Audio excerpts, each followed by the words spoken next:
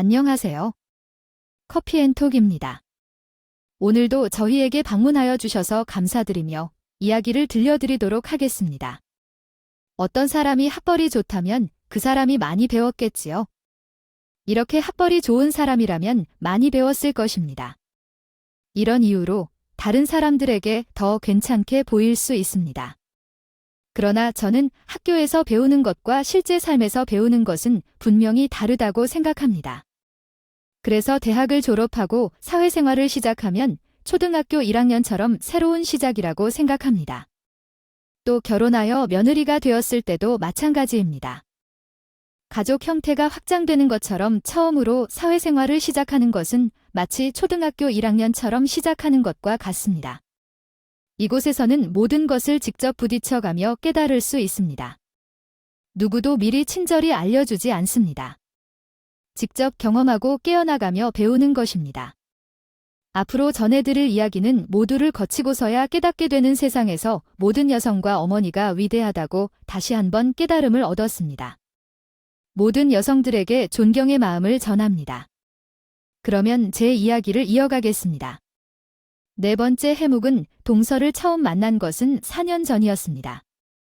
결혼을 준비 중이어서 가족과 함께 밥을 먹는 자리였습니다. 동서를 만나기 전에도 이미 기대와 설레임이 가득했었습니다. 그는 명문대 출신으로 영문학 박사과정을 진행 중이었으며 가족 상황도 부유했습니다. 아버지는 어머니가 금융회사 사장이었고 엄마 또한 교수였습니다. 그런데 교육을 받아 동서 쪽으로 돌아왔다는 소식을 듣자 마음이 걱정되기 시작했습니다. 새로운 인간관계나 이야기 속에서 어려움을 겪을 것이라 생각했고 모르는 이야기가 나올 때를 대비해 마음을 쓰게 되었습니다. 예전에는 어린이집 교사로 일했었는데 아이를 가진 후에는 다시 일할 계획을 세우지 못했고 집에서 가족을 돌보는 일이 주된 삶이 되었습니다.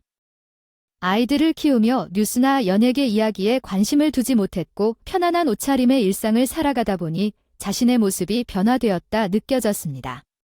그렇게 해서 동서에서 만나게 된 후엔 입을 옷, 신을 신발, 가방에 들어갈 것들, 대화 주제 등에 대해 고민하며 스트레스를 받기 시작했습니다. 최근에는 뉴스를 주시하며 이슈에 대해 알아두려고 노력하고 현실에서 잘 사는 사람들의 사진을 살펴가며 부러워하는 마음이 들기도 했습니다. 옷을 참 잘 차려입었더라고요. 여보, 나 옷 좀 살까? 갑자기 무슨 옷? 아니, 곧 동서 될 사람 만나기로 했잖아. 나 몇 년 동안 옷을 안 사서 그런가 그런 자리에 입고 나갈 옷이 없는 것 같아서. 아휴, 뭘 그렇게까지 차려입어. 그냥 인사하는 절인데 박사까지 공부했다고 하고 집안도 좋다며. 괜히 좀 신경 쓰이네. 신경 쓰이면 옷 한 번 해 입던가 가도 줄게 사 입어. 남편한테 투정을 좀 부렸더니 카드를 주더라고요. 기쁜 마음으로 냉큼 받아서 다음날 백화점에 갔어요. 혼자 가서 예쁜 옷 잘 못 고를까봐 일할 때 알던 아직 어린이집에서 선생님을 하고 있는 동생한테 연락해서 옷 좀 같이 골라달라고 했어요. 몇 년 만에 간 백화점이라서 그랬을까요? 옷 하나를 잡아도 몇십만 원이 훌쩍 넘는 거예요. 이 돈이면 애들 학원비가 몇 개월이야. 쉽고 손이 후들거렸지만 동서를 생각하면서 나를 위해 옷 한 벌 사주자 생각하고 골랐어요. 눈에 띄는 색도 있었지만 몇 년 만에 사는 옷이라 그냥 무난하게 검정으로 골랐어요. 정장 바지와 재킷을 세트로 고르니 100만 원이 훌쩍 넘어가더라고요. 그래도 큰맘 먹고 백화점에 온 거니까 아무렇지 않은 척 당당하게 남편 카드를 긁었죠. 물론 무이자 3개월로요. 그렇게 동서 만난 준비를 열심히 했고 드디어 그날이 되었습니다. 멋지고 비싼 이탈리안 레스토랑이었는데 저는 이런 장소도 오랜만이었어요. 동서가 잡은 식당이라고 하더라고요. 예상은 했지만 동서는 만나보니 여러 의미에서 참 대단한 사람이었습니다. 음식 하나를 시키는 것부터 대화 주제까지 모두 자기 중심으로만 말을 했어요. 보통 어머님을 모시고 가면 어머님이 뭐 드실 수 있는지, 어떤 메뉴를 좋아하시는지 여쭤보고 주문하는 게 기본이잖아요. 그런데 동서는 어머님 여기는 이 화이트락을 소스로 만든 스파게티가 맛있어요. 아 그리고 수비드 스테이크를 하는데 그게 기가 막혀요. 와인은 호주산 까베르네 소비뇽으로 할게요 하면서 묻지도 않고 모든 사람의 메뉴를 혼자 다 시키는 거 있죠. 어머님은 좀 당황해 하시는 눈치셨는데 그냥 그러자고 하시고 애써 미소 지으셨어요. 대화 내용도 어찌나 자기중심적이던지요. 어머님은 해외 어디 다녀보셨어요? 아, 난 아직 비행기도 못 타봤어. 고소공포증에 있는데 높은 데 올라가면 너무 힘들어서 말이야. 어머, 왜요? 지금 참고 타보시지. 해외에 좋은 곳이 얼마나 많은데요. 제가 지난주에 학회 때문에 그리스에 다녀왔어요. 맘마미아 같은 영화를 보면 벽돌집에 파란 지붕이 사진 잘 나올 것 같았어요. 가보니까 생각보다 더 좋았어요. 날씨도 화창하고 바람은 살랑살랑 기분 좋게 불어왔어요. 해외를 다녀오면 한국으로 돌아가고 싶지가 않다는 생각을 하게 됐어요. 어머니, 프랑스에 가셨나요? 아니, 해외여행은 안 가셨다고 했죠. 다음 달에는 프랑스 프로방스 지역에 영미문학 학회 일정이 있어서 갈 거예요. 3년 전에 갔을 때 먹었던 레스토랑이 있는데 거기 뇨끼가 진짜 맛있었어요. 바게트 빵이 기본이었는데 맛있었어요. 이번에 다시 가면 꼭 그 레스토랑에 가고 싶은데 잘 찾아갈 수 있을까요? 동서는 계속해서 해외여행 이야기를 했어요. 학회 얘기를 하면서 먹은 음식과 와인에 대해 이야기를 했어요.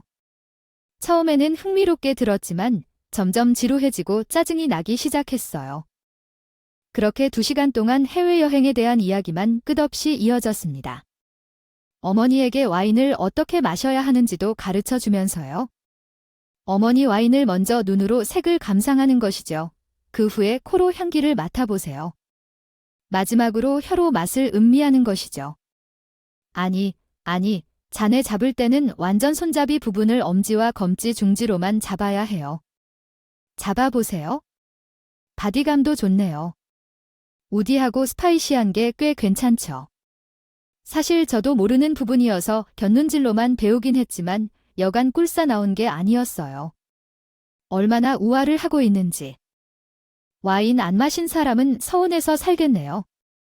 슬슬 약이 올라서 와인을 벌컥벌컥 마셨을 때 동서가 소리를 쳤어요. 어머, 그렇게 무식하게 마시면 안 돼요?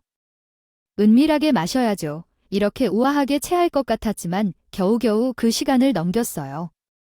저는 2시간 이상의 저녁 자리를 동서 행동을 보고 나서 다른 사람에 대한 배려가 눈알 만큼도 없는 사람이라는 걸 알게 됐어요. 우리 조상님들이 하나를 보면 열을 안다고 했죠. 어디를 가나 대우받고 곱게 자라서 그런지 다른 사람의 감정 따위에 신경 쓰지 않고 눈치 보지 않고 편안하게 산 게 같았어요. 본인이 최우선인 그런 사람 말이에요. 불편한 느낌이 점차 더해지며 얼굴에는 긴장한 표정이 감추기 힘들었어요. 일도 하지 않고 아이들을 키우느라 정신없었기에 해외여행에도 많이 가보지 못했어요. 대님은 많이 다니셨다고 하셔서 부러워하셨을 것 같아요. 제게 물었다. 일은 하고 있어요. 라고.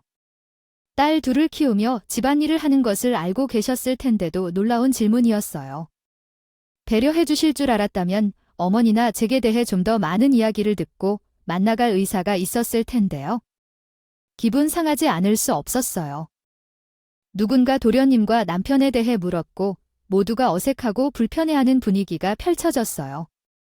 어머님께서는 제 기분을 살피시느라 신경을 쓰셨지만 좀 더 배려가 있었다면 상황이 어렵지 않았을 텐데 아쉬웠어요. 화장실로 향했지만 도련님이 뒤를 따라 나오시더라고요. 형수님 불편하셨죠? 죄송합니다. 그 사람이 온실 속에서 자랐다 보니 좀 미성숙한 부분이 있네요. 조용히 있도록 하겠습니다. 죄송합니다. 형수님께서 조금 그런 분이신 것 같아요. 어머님 앞에서 계속해서 해외여행에 대해 이야기해온 것 같아요. 얘기하고 좀 불편해요. 이야, 도련님이 그렇게 머쓱해 보이셨는지 뒤쫓아오지 않으셨어. 화장실 다녀온 다음에 돌아오니까 동서가 일어나자며 한 번에 일어섰어요. 그래서 가족 모두 주춤주춤하며 일어나서 짐을 챙기더라고. 혼자 신이 나서 나가는 것을 보니까 며느리끼리 서로 봐도 옷 사러 다니면서 즐겁게 지내는 걸 꿈꿨는데 다 실패한 것 같더라고요. 결혼식 날 동서의 코선은 하늘을 찌르듯 높아지고 있었어. 손님들도 대단한 사람들이라던데 금융감독원장이나 그의 부인들, 은행장들이나 기획재정부 차관들. 정부나 금융계에서 높은 분들이 많이 왔는데 동서에게 축하한다고 해주니까 동서의 코선이 얼마나 높아지는지 마치 피노키오처럼 보일 정도였어. 친구들도 어디 교수님, 어디 회사 대표님 이런 식으로 소개하더니 저는 조금 거리를 느꼈어요. 호텔에서 결혼을 해서 그런지 드레스도 빛났고 예쁘게 보였고 그날 동서는 세상에서 가장 아름답고 화려한 신포일 것 같아. 결혼 후 동서는 우리 집에서 제일 높아 보이는 사람 같았어. 박사 과정을 마치고 교수가 되기를 준비하기 시작하니까 어깨가 더 일어나 있는 것 같았어. 동서는 시몬이를 무시하려는 태도가 좀 강했어. 저희 어머님은 아버진 요절된 아버지의 느낌 같았어요. 경사, 초등학교를 졸업한 지 어언 1년이 되어가는 동시에 나는 엄마와 함께 있던 시간이 벌써 얼마나 됐는지 알죠. 그런데 엄마는 항상 초등학교를 마치고 나온 후에 다른 곳에 나가기를 싫어하셨어요. 그게 자신의 콤플렉스였던 것 같아요. 저는 동서라고 하는데 엄마는 제가 이걸 충분히 이해하고 있다고 생각하는 것 같았어요. 하지만 그 부분을 너무나도 자주 언급하셔서 마치 그걸 끝도 없이 건드리는 느낌이었죠. 또 다른 한 가지는 엄마한테 할 말에 투가 너무나 거슬렸어요. 엄마를 어머님으로 불러야 하는 게 눈앞에 보이는 듯합니다. 쉬웬, 네 안 돼, 스탑 등을 반복해서 사용하시는데 마치 훈육을 받는 개처럼 느껴지기도 했어요. 어머님, 저는 그렇게 대해주세요 라고 몇 번 말했지만 엄마는 계속해서 이러셨어요. 예를 들어, 어머님, 샐러드에 소스를 너무 많이 부으시면 어떡해요 하니 다시 어머님, 너처럼 먹는 음식은 앞접시에 조금씩 더 해야죠 하고 또 어머님, 차 안에서 와인 마시지 마세요 라고 요청하는 등. 그러니 얼마나 많은 잔소리를 듣고 있는지 옆에서 듣는 저도 너무나 민망했던 것이죠. 이렇게 너무나 끈질긴 말투에 어느 날은 엄마한테 책을 선물해주고 싶었어요. 어머님, 더 우아하고 성숙하게 대화하고 행동하기 위해 좀 도움이 될 것 같은 책이에요. 한번 읽어보세요. 요즘 여성이 알아야 할 모든 것들이 정말 잘 정리되어 있는 책이라고 하더라고요. 음식, 패션, 헤어스타일, 집안일까지 모두 다루고 있답니다. 이 책을 통해 현대 트렌드를 잘 파악할 수 있을 거예요 라고 이야기하니까 엄마는 마침내 조용해졌어요. 정말 얼마나 기뻤던지. 저 모르게 똑똑하게 반응한 엄마를 보며 마침내 제가 어머님을 잘 이해하고 있다는 것을 느꼈죠. 들은 학습을 통해 지식이 풍부해지는 것 같네요. 책 선물을 통해 어머니를 더 배우게 만든 것은 아주 멋진 행동이었지만 외적으로 좋아 보이는 이 행동의 의도는 어머니를 변화시키려는 의도로 받아들여졌습니다. 그러면서 불편했죠. 하지만 어머님은 그 책을 갖고 또래같이 약간의 미소를 짓고 계셨네요. 감사하다. 내가 똑똑한 며느리 덕분에 이런 선물을 받게 됐다. 내가 배운 게 부족해서 여러모로 부족한데 선물에 감사하구나 하고 생각했던 모습이겠지요. 그럴듯합니다. 거실에서 어머님과 동서가 이야기를 나누는 걸 보고 있는데 갑자기 동서가 나를 쳐다보며 형님, 우리 나가서 차 한잔 할까요? 라고 말했습니다. 며느리들끼리 좀 친해지는 시간을 갖고 싶어서요. 어머님, 괜찮으시겠죠? 어머님이 괜찮다. 나가서 차 한잔하고 오렴. 즐거운 시간 보내러다오. 둘이서 얘기하면서요. 라고 대답하시면서 우리를 불러내셨어요. 우리는 외출해서 카페에 가서 커피를 시켜 약간 어색한 분위기의 시작이었습니다. 그러나 1대1 대화를 진행할 때는 여러 사람이 함께 있을 때보다 조금은 나아진 것 같았습니다. 그 시간 동안은 서로의 이야기에 집중하며 말을 나눴죠. 분위기가 어느 정도 녹아들었을 때 어머님에 대해 조금 더 알아보는 것이 좋을 것 같다고 생각했습니다. 나이가 많은 어르신들도 쉽게 변할 수 있지 않을까요? 그건 아무것도 아닌데요. 엄마에게 무슨 말도 하지 말라고 실적 이야기를 꺼내볼까 하던 참이었거든요. 하지만 동서가 의미심장한 말을 꺼내더라고요. 형님, 나는 사람들을 보면 콤플렉스부터 찾아요. 나이를 불문하고 그게 제일 잘 먹히거든요. 엄마 건 빨리 찾았고, 그럼 형님 건 뭐일까요? 그 말을 듣자마자 등골이 오싹해지며 머리가 촉촉해지는 느낌이었어요. 엄마의 행동을 지켜온 나로서는 동서의 그 말은 넘어갈 수 없는 가벼운 이야기가 아니었거든요. 얼마 지나지 않아 동서의 약점을 먼저 찾겠다고 마음먹게 되는 일이 생겼어요. 어느 날 낮에 엄마를 찾아갔는데 현관에 동서의 신발이 놓여 있었어요. 나중에 다시 올까 싶었지만 갑자기 윽박지르는 동서의 목소리가 들렸어요. 그래서 나도 모르게 현관에서 까치발을 들고 뭔 소리인지 안방 쪽을 향해 살펴봤어요. 그런데 들리는 내용이 충격적이었습니다. 아 답답해라, 형님. 콤플렉스만 말씀해 주시면 제가 엄마한테 정말 잘한다니까요. 아, 설마 컴플렉스가 영어라서 무슨 뜻인지 몰라요? 약점, 아픈 곳, 컴플렉스가 그런 뜻이에요. 엄마, 형님, 약점, 아픈 곳, 콤플렉스 모두 말 달라고요. 가난한 건 빼고요. 그건 이미 알겠고요. 집안 문제만이라고 남편이랑 관계라고 했지 대학은 어디 나왔다고 했죠? 참, 직장은 왜 그만둔 거예요? 동서의 말을 듣는 순간 어릴 때로 돌아간 것 같은 느낌이 들었어요. 제 집은 많이 가난했어요.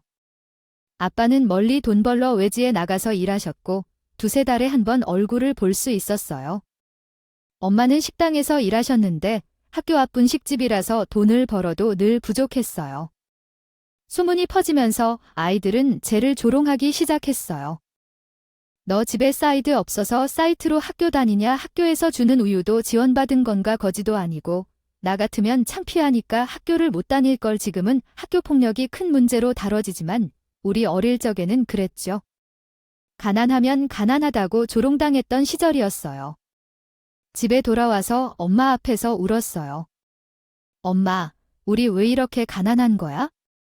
나 부잣집에서 살고 싶어. 그때 우리 엄마 마음이 얼마나 아팠을까요? 어리고 순진했던 나는 그저 엄마의 가슴에 대해 보탬이 될 수밖에 없었어요. 엄마는 혹시나 딸이 어려운 상황에 놓일까 봐 자신의 어렵고 구멍난 양말을 신었지만 항상 저에게는 여러분에겐 새 학기마다 새 신발과 새 옷을 사주시던 엄마였어요. 그것이 정말 어려운 가운데 형편이었죠. 어릴 적 나를 놀린 아이들도 정말 미웠어요.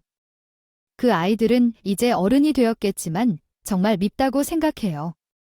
어렸을 적 놀리는 기억이 떠오르면서 우리 엄마의 마음에 대해 생각했어요. 그 순간 등줄기가 차가웠지만 갑자기 뜨거워진 것 같았어요. 머릿속에서 용암이 후끈거렸어요. 그 순간 정신을 차리고 동서에 대한 분노가 치밀어 왔어요. 너는 약한 사람만 고르고 괴롭히는 못된 애구나, 그런 생각을 했어요. 엄마의 목소리가 들렸어요. 국민학교에 나가지 못하는 내가 가장 못난 사람인가? 아니면 우리 중에서 100점인 녀석이야. 다리 아프다고 수술했을 때 그네가 얼마나 성의껏 돌봐줬는지를 기억해요. 천사 같은 존재는 없어. 애들이 어리니까 집으로 들어가라고 하기도 했어요.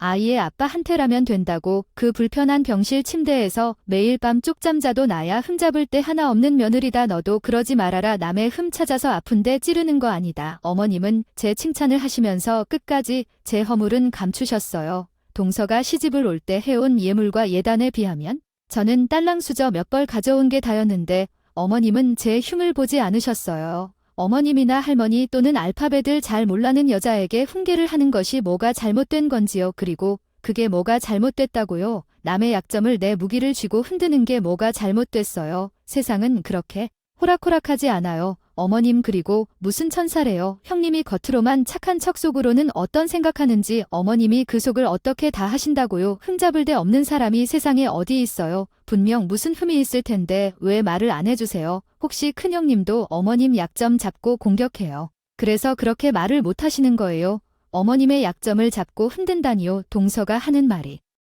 점점 가관이었습니다. 동서는 어머님께 보란 듯이 버릇없이 화를 냈어요. 더는 듣고 싶지 않고 그 잘난 얼굴 마주치고 싶지도 않아서 어머님 댁을 나와 집으로 돌아왔어요. 너는 약한 사람만 고르고 괴롭히는 못된 애구나, 그런 생각을 했어요. 엄마의 목소리가 들렸어요. 국민학교에 나가지 못하는 내가 가장 못난 사람인가 아니면 우리 중에서 100점인 녀석이야. 다리 아프다고 수술했을 때 그네가 얼마나 성의껏 돌봐줬는지를 기억해요. 천사 같은 존재는 없어. 애들이 어리니까 집으로 들어가라고 하기도 했어요. 내가 보호를 받은 어머님에게 감사하고 그런 불쌍한 동생에게 막말을 듣는 어머님을 안 써서 안타까운 마음이 들어서 돌아오는 길에 눈물이 나더라고요. 집에 와서 샤워하면서 마음을 가라앉히니 그런 나쁜 사람에게만 맞서 있을 순 없다는 생각이 들더라고요. 눈에는 눈, 이에는 이를 해주자는 생각이 들었어요. 그 후로 동서가 교수가 준비를 하고 있는 학교 주변을 맴돌며 상황을 파악했어요. 나의 부족함을 알면서도 어머님을 방치할 수 없었기 때문이었어요. 눈에는 눈, 이에는 이 방법만이 동서에 맞설 수 있는 방법이라고 느꼈어요. 계속해서 관찰하다 보면 어떤 증거라도 발견되겠지, 털어서 먼 자나 안 나는 사람은 없을 것이라고 생각했어요. 그 생각만으로 메일을 보낼 뿐이었어요. 나는 마치 명문대 출신의 학생처럼 학교 곳곳을 매일 드나들었어요. 학생 식당에서 학생들과 섞여 점심을 먹고 교수 회관을 둘러봤어요. 복도 끝에서 동서의 연구실에 드나드는 사람을 살피는지 확인하려고 머리를 내미고 지켜무는 중 목과 허리가 다 아프더라고요. 그래도 참고 계속해서 지켜봤어요. 할 수 있는 게 이런 것뿐이지만 끈기를 가져서 하면 언젠가 동서에게 반격할 수 있을 거라고 생각했어요. 단서를 찾을 수 있을 것 같았거든요. 한 달쯤 됐을 때였어요. 하루는 동서 수업 중간에 여학생 서너 명이 우르르 나오는 것이었어요. 당장이라도 울 것 같은 표정이 한 학생을 친구들이 위로하기 시작했습니다. 괜찮아. 진짜 너무하는 거 아니냐. 저 선생 무슨 교양이 있니 없네? 저 많은 사람들 앞에서 무한을 주고 소리를 치고 저래? 교양 있는 사람이 저렇게 무식하게 쪽을 쪼니? 어차피 돈 쳐 바르고 들어온 교수인 거 우리는 다 아는데. 자격짓이 아니야. 자격지심쩌니까. 저렇게 남들 앞에서 걸려봐라 쪽 주는 거 아니냐고. 그 말을 듣는 순간 마음속으로 어머니, 우리 살았어요를 외쳤습니다. 한 달 가까이 고생한 보람이 친구들 한마디로 시원하게 해결이 됐기 때문이었어요. 돈을 쳐 바르고 들어왔다니요. 동서가 실력이 아니라 집안 재력으로 교수직을 샀다는 거잖아요. 이 얼마나 짜릿하고 통쾌한 복수를 할 수 있는 약점이랍니까? 잔뜩 낀 먹구름 사이로 한 주에게 태양이 내리쬐는 듯한 기분이었어요. 저는 곧장 남편에게 전화했어요. 여보, 서방님, 계좌 당신이 관리하고 있지. 나한테 계좌 이체 내역 좀 보내줘. 최근 3년 7월부터 이제까지 모든 내역이 필요해. 왜 갑자기 근식이 도장 이체 내역을? 당신이 왜 그런 게 있어? 여자들의 전쟁이야. 당신이 알아서 좋을 거 하나도 없어. 모르는 게 약일 때가 있는 법. 그냥 모르는 척 계좌 이체 내역 좀 줘봐. 정산이 약한 서방님의 계절 관리를 남편이 도와주고 있었던 게 신의 한 수였습니다. 남편은 더 이상 묻지 않고 제 이메일로 서방님 계좌에 3년치 거래 내역을 보내줬어요. 저는 그날로부터 꼬박 3일 밤을 새워가며 이체 내역을 낱낱이 살펴봤어요. 지난 3년간 띄엄띄엄 무슨 재단으로 돈이 계속 나간 정황이 보였어요. 자그마치 1억 원에 가까운 돈이었어요. 무슨 재단이기에 돈이 이렇게 많이 나갔나 싶어서 그 재단을 검색해봤어요. 어린이 암 환자들을 돕는 단체였더라고요. 배운 사람들은 기부도 잘하는 건가 감탄하려는 순간 아뿔싸 싶었어요. 그 재단이 어디서 운영하는가 싶어서 찾아보니 다름 아닌 동서가 다니는 대학이랑 같은 곳에서 운영하는 것이었습니다. 찾았다. 저는 한밤중에 식구들이 전부 자고 있는 것도 있고 소리를 질렀어요. 그리고는 그동안 못 잔 잠을 푹 잤습니다. 며칠 뒤 저는 동서에게 전화를 걸었어요. 동서, 내일 뭐 해? 주말인데 어머님 가정에서 점심을 먹자고 형이 먼저 전화를 줬어. 어떤 문제냐고? 그냥 함께 밥 먹자고 했어. 우리 아직 서로를 잘 모르잖아. 응, 그래. 그러면 내일 점심에 어머니 집에 갈게. 좋아. 내일 집에서 된장찌개를 해 먹을 거야. 12시쯤 도착해. 네, 형 나는 다음 날에 동서와 약속한 시간보다 조금 일찍 어머니 집에 도착했어. 어머니는 동서도 점심을 먹으러 온다는 소식에 불편한 표정을 지었어. 곧 동서가 도착했고 나는 동서 밥그릇 위에 작은 USB 하나를 놓고 밥을 서빙했어. 국과 반찬을 챙겨놓고 동서가 숟가락을 들려고 할 때쯤 재미있는 이야기를 꺼냈어. 동서야, 들었어. 동서가 다니는 학교에 어떤 교수가 뇌물을 받고 채용된 거래? 그 소문이 떠돌고 있더라. 어떤 이웃 엄마가 기부금을 낸 증거를 발견했다던데. 내가 동서를 자랑한 탓일까? 아니, 동서야, 그게 아니야. 그 증거가 들어있는 USB를 어디서 찾았는지 알려줘. 거기 총장님이 확인했다더라. 그 사람이 그 USB를 어떤 방송국에 보낼지 고민 중이래. 나한테 골라서 보내라고 하는데 난 고민 중이야. 뭐야, 어느 방송국에 제보해야 이 이야기가 큰 주목을 받을까요? 아니, 제보한 이야기가 주요 뉴스에 나오면 정말 흥미로울 것 같지 않나요? 제보해야 할까 말까 고민하다가 생각해보니 제보자가 왜 항상 등 모습만 나오면서 얘기할까요? 기자가 앞에서 듣는 것만으로도 머리를 끄덕이고 있어요. 아니, 그건 내 일이 아니에요. 아니, 그 USB는 어디에 있었더라고요. 분명히 부엌에 올려놨었는데요. 제가 진심으로 기뻐서 웃음을 참을 수가 없었어요. USB를 잃어버릴 척해서 찾기 시작하면서 동서의 표정을 살피고 있었어요. 동서의 얼굴은 돌처럼 굳어져 있었어요. 구글에서 나온 숟가락은 덜덜 떨리면서 국물이 흘러내렸죠. 그때 동서의 표정을 사진에 찍어두었으면 좋았을 텐데 너무나 보기 아까운 표정이었어요. 밥을 억지로 다 먹는 동서는 마지막에 USB를 발견했나 봐요.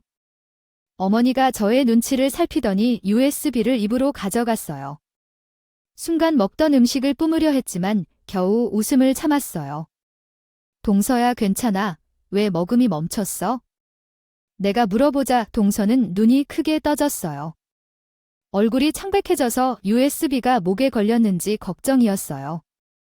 동서의 흔들리는 손을 보고 있으면서도 몇 달 동안 억제된 감정이 절반쯤 풀린 듯한 느낌이었습니다. 저는 너무나 해소되고 신이 나는 느낌이었어요. 동서의 표정을 더 올리고 싶어졌어요. USB를 입에 넣고 오물거리던 동서의 입을 벌리려고 일부러 유도했죠. 동서는 어떻게 생각할까요? 요즘 이 시대에 기부금을 내고 교수로 살아가는 것이 이치에 맞는 것일까요? 다른 교수들이 침묵하는 가운데 학생 시절도 이런 것을 싫어하지 않나요? 공정하지 않은 것에 분노할 때도 많았던데 요즘 어린이들은 어떻게 생각할까요? 이렇게 동서에게 계속 물었지만 동서는 당연히 입을 열지 않았어요. 어머님도 동서의 생각이 궁금하셨는지 동서의 입만을 응시하며 계셨어요. 동서는 어찌할 바를 모르며 입을 우물우물 헤쳤어요. 너무나 신나서 어머님을 놓칠 수 없다는 생각만 들었어요. 왜 동서는 말을 못하는 걸까요? 동서 중에 가장 똑똑한 것이 동서인 게 아닐까요? 한 달 전쯤 다 들었어요. 나 동서가 어머님한테 그랬지? 알파벳도 모르는 무식한 사람이 무슨 충고를 하냐고. 아이 동서 배웠다는 사람이 무슨 말을 그렇게 거칠게 하다니. 그래, 동서가 많이 배워서 말을 잘릴 것 같아요. 이 집에 무식하지 않은 사람은 없을 거야. 동서는 더는 물러설 곳이 없어서 주변에 눈길을 나누며 숨을 크게 쉬었다. 그 후 주변에 흩어진 주걱들을 주욱 주다가 마침내 주걱을 다시 꽉 쥐었다. 그러자 동서의 얼굴에 조용한 미소가 번지더니 예전처럼 조용한 목소리로 말했다. 왠지 이 이야기는 너무 어수선한 것 같아. 우리 더 편안한 곳으로 가서 이야기를 이어나갈까? 이렇게 말하며 서로의 둘레를 맞추면서 웃음소리가 서로에게 전해졌다. 함께 걸어나간 동서와 저는 마침내 이전보다 더욱 고요한 자리에서 이야기를 이어나갔다. USB도 함께 쏟아졌어요. 어머님도 놀랐어요. 아니, 왜 이게 나오는 거야? 이게 뭐야? 난 너무 웃겨서 웃음을 참을 수가 없었어. 동서는 더럽게 밥을 먹고 있었어. 나는 동서가 너무 무식해서 웃음이 터져서 곧장 어머님의 손을 잡았어. 동서가 우리 집에 온 이후 처음으로 크게 웃게 해줬어. 그리고 동서의 침범벅이 된 USB를 가리키며 말했어. 거기에는 아무것도 없어. 빈 USB야. 동서는 얼굴이 시뻘개져서 허둥지둥했어. 그래서 난 더 말했어. 어떡하지? 이미 기부금을 보냈네요. 서방님 통장에서 확인했어요. 내일 학교에 가보면 동서 자리는 없을 거야. 너는 더 이상 교수라도 될 수 있겠어? 이 집에서는 모두 같은 자매들이고 남의 약을 찾을 시간이 없어. 착하게 사는 게 중요하니까. 어머님은 상황을 이해한 것 같아 보였지만 동서를 걱정하는 눈길을 보냈어. 하지만 뭐 어쩔 수 있어? 나쁜 짓을 하는 사람에겐 늘 어려워. 사람은 더 큰 벌을 받아야 정신을 차리게 되어요. 아마 나는 내 약점을 발견하고 놀랄 것 같아요. 솔직히 약점이나 콤플렉스 없는 사람이 세상에 존재할까요? 식구의 약점을 찾아내어 그에게 지배하려는 나의 악한 태도와 생각이 너무나 불쾌하게 느껴졌고 그냥 지나치지 않고 적절히 대가를 치르고 싶지 않았어요. 어머님이 느끼신 모욕감, 나의 치욕을 2배로 갚고 싶었죠. 아마 그래서 그런 것일까요? 모두가 부족함을 안고 살아가는데 그 부족함을 이용해서 다른 사람을 해치려고 하는 나쁜 마음으로 살아가는 사람에게 보복하는 것이 너무나 기쁘고 해송했어요. 그날 나는 소고기를 사러 집으로 돌아왔어요. 남편과 2 딸에게 맛있는 고기를 구워주었더니 남편이 물어봤어요. 오늘은 어떤 날이야? 그래서 내가 전쟁에서 이겼다고 말하며 고마운 마음을 전했어요. 결국 동서는 거의 1억 원 가까운 기부금을 내고 교수직에서 사임해야 했습니다. 이 사건은 방송국의 쇄도해 뉴스에 보도되었고 수사기관의 조사 대상이 되었습니다. 다른 사람의 약점을 이용해 위력을 발휘하고 돈으로 모든 것을 살 수 있다고 생각하는 야비한 가치관을 가지고 있던 동서의 삶은 이 사건으로 근본적으로 무너졌다. 15년 이상을 교수가 되겠다는 목표로 열심히 공부해온 동서는 이제 그 노력이 물거품이 되어 백수가 되어버렸다. 그의 악랄한 입담도 함께 사라져버린 듯하다. 어머니 집에 온 동서는 아무 말 없이 밥만 먹다가 나가곤 했다. 그러던 중 동서를 복수하면서도 서방님께는 조금 미안한 마음도 있었던 것 같다. 그렇게 어떤 사건이 있은 뒤 며칠 지난 후 나의 행동이 원인인 줄 알고 화가 난 서방님은 찾아왔다. 나는 과거 동서가 얼마나 해로운 말을 했고 얼마나 아프게 했는지 이야기했다. 그리고 나는 어머니께 미안한 마음을 품었으며 자신도 또한 반성했다. 그러자 차분히 이야기를 듣던 서방님은 오히려 죄송하다며 사과했다.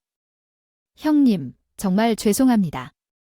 얼마나 말이 어려운 건지 예상조차 못했습니다. 하지만 우리 부부의 관계가 발전했다면 학교에서 부당하게 배척당한 그 사람을 그냥 내버려 둘 수 없습니다. 형님이 용서해 주신다면 어머니와 함께 사죄를 구하겠습니다. 또한 잘못을 반성하고 앞으로 착하게 살아가도록 노력하겠습니다.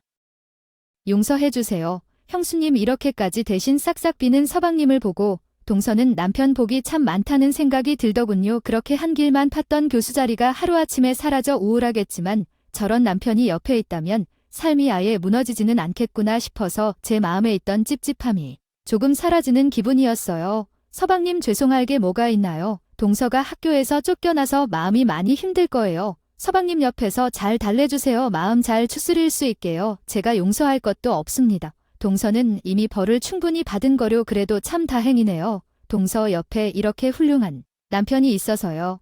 이제 저는 동서에 대한 걱정도 미움도 다 내려놓고 서방님이 잘 챙겨주실 거라 믿고 있겠습니다. 이제 며느리 6학년 2학년짜리인 우리일 뿐입니다.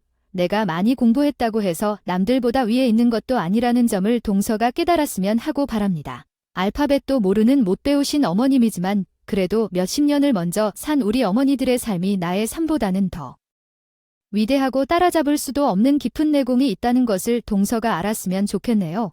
동서 삶의 여러 기둥 가운데 하나가 와장창 무너져 내리긴 했지만 하지만 우리 부부의 관계가 발전했다면 학교에서 부당하게 배척당한 그 사람을 그냥 내버려 둘 수 없습니다.